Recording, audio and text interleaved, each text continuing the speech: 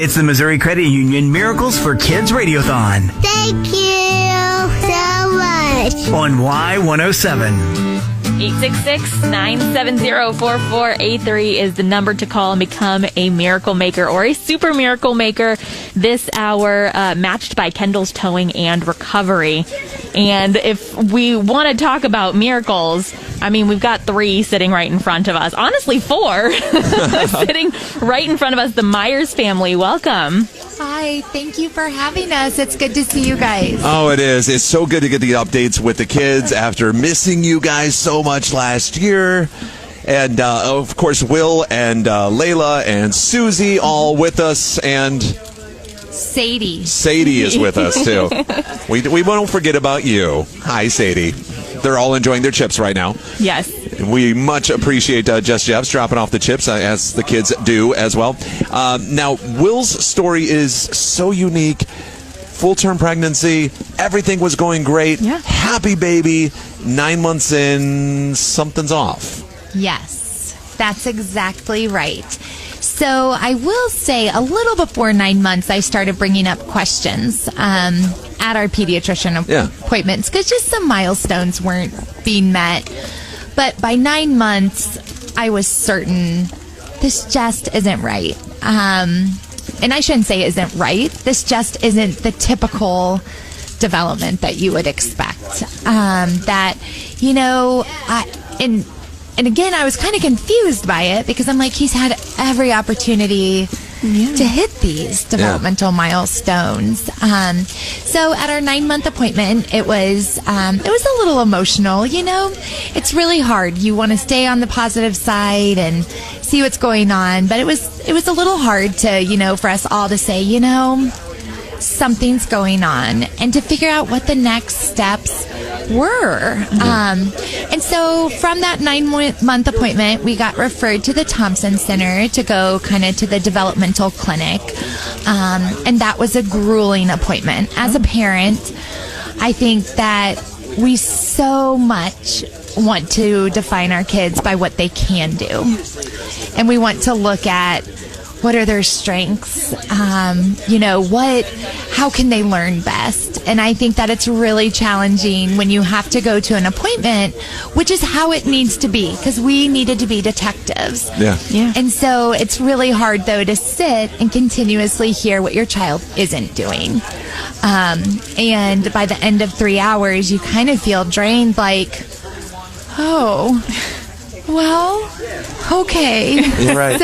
And you worked at the hospital and all this. I did. So, yes, I always usually talk a little bit about my history. For a few years, I was a child life specialist, and then I transitioned into fundraising. And you were doing what Kristen does, is make these radiothons happen. When I had Will, I was in charge of Radiothon. So it was my world, kind of knowing what could go wrong. It was a world I was very comfortable in. A medical world is a world I'm very comfortable in, and I feel very at ease in. Mm-hmm. But when the tables turn, and you are no longer the person guiding a family through what is going on and normalizing it for the family, and you are the family going through it, it still feels daunting. It still feels unsettling. It still feels scary. So we had an MRI done on Will, and we were awaiting results. Anyone who's ever had to await a result knows that time stands still. The guessing game, the making up scenarios, playing it out, best case scenario, worst case scenario, it's really tricky. So while my mind was playing that and we were in the interim, I was actually prepping for Radiothon. So I was at the hospital talking with our great NICU team, recording stories, when my phone rang and I saw the doctor's phone number pop up. I immediately excused myself and answered the phone. And I will never forget hearing Dr. Stroud say, "Hi, Molly. It's Dr. Stroud. Would you like to come across the street to my office? Or should I talk to you right now on the phone?" that is never a good sign. My heart sank. I wanted to drop through the floor, and the whole world stopped. And I told her that I was literally frozen and that I would not be able to cross the street and that I needed to know right now what it was.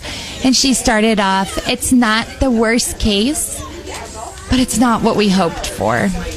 And I appreciated her approach of including herself in this. It was a team approach. This was going to be our story. And so she said, Molly, Will has partial agenesis corpus callosum. I don't know about you guys or anyone listening, but what in the world All is these that? medical terms that they throw at you. I just remember being like, I don't even know what that means. Yeah. I mean, I was panicked and I was worried, and what was she talking about? So she was so sweet and broke it down that Will was missing a third of the middle portion of his brain. Wow. That is a fraction. And so...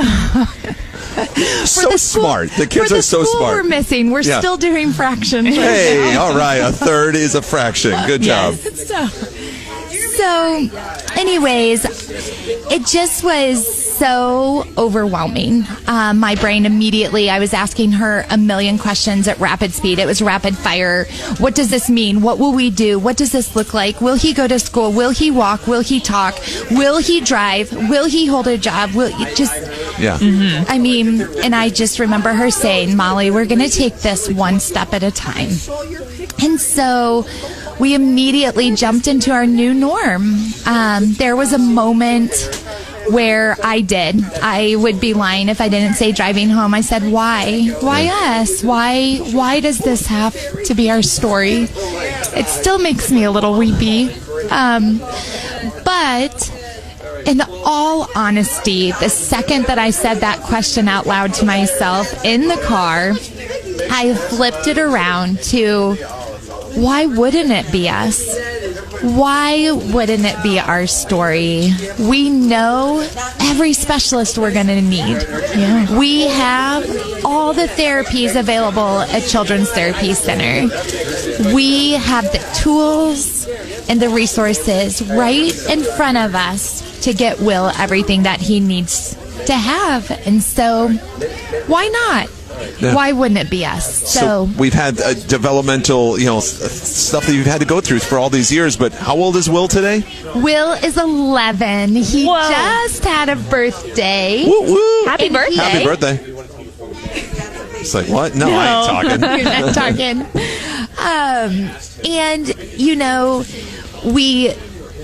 We don't take it for granted. Will is sitting here telling us that he's thirsty and he's bored and he's ready to go now. And, what are the things he likes to do now? Hours that it took us to get to that point for him to be able to tell us that is huge. Yeah, so it's great. I'm so glad that he can tell us he's thirsty. Will loves, what do you like to do? Do you want to tell them? Don't you like horse therapy? Do you like that?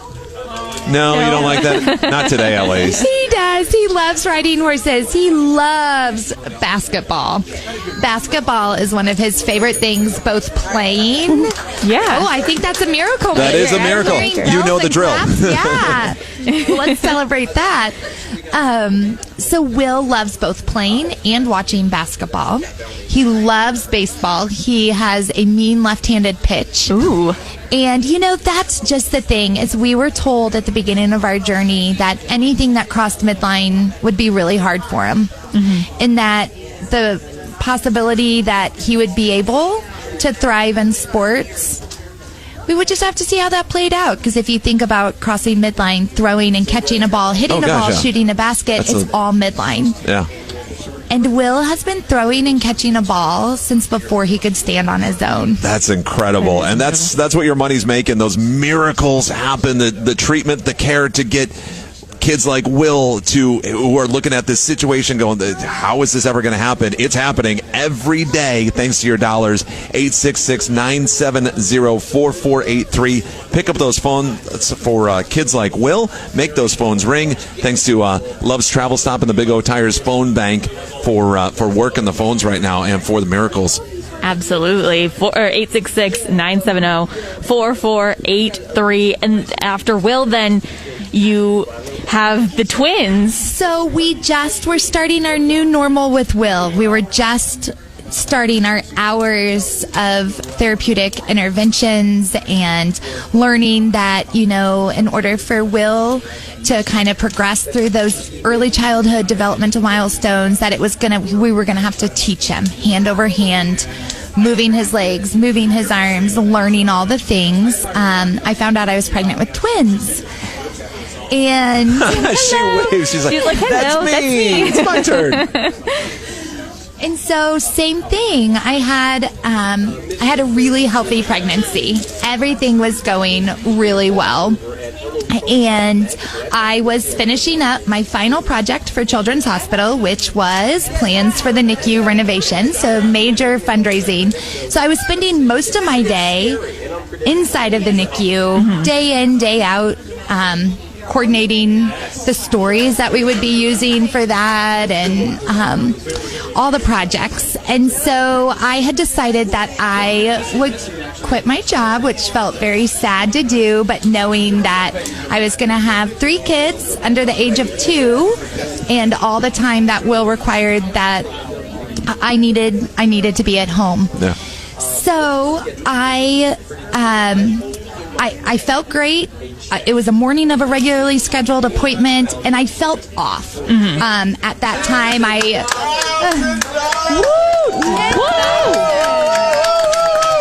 We just got a huge donation. I didn't get the exact amount. We'll get their update. 10,000. That's incredible. I believe from the Pinkle Foundation donating that. That's incredible. And that's so many more miracles for families like the Myers family as well. It's amazing. It's huge. The way that money can be used is huge. What does it mean to you to hear donations like that and to know the phones are ringing and people donating? I mean, it just means everything, because every child in our community can need Children's Hospital, whether it's something big like our stories, like needing the NICU and needing hours of therapy and specialist, to our youngest daughter has needed the ER for stitches in her forehead. Talking about you now, Sadie. That's me, Sadie. Yeah, we've used it for Susie too. But I think that's the thing that's so important for us to remember is we hear all these stories, and every story is important. It doesn't have to be this big life-changing story. It can be the fever that's not going away. It can be the rash that you need the pediatric dermatologist for. It can be the ER because it's after hours and the baby hasn't slept in 3 days, and what are we going to do? It's just those donations of $10,000, staying local, it keeps us able to have all these services here. It keeps it available to do what we're doing and to serve our entire community, whether it's a a little health issue or a big health issue. And you've seen them all. We've seen them all, and every time we're so grateful it's here. We're so grateful we didn't have to drive 2 hours. It's right here in our backyard.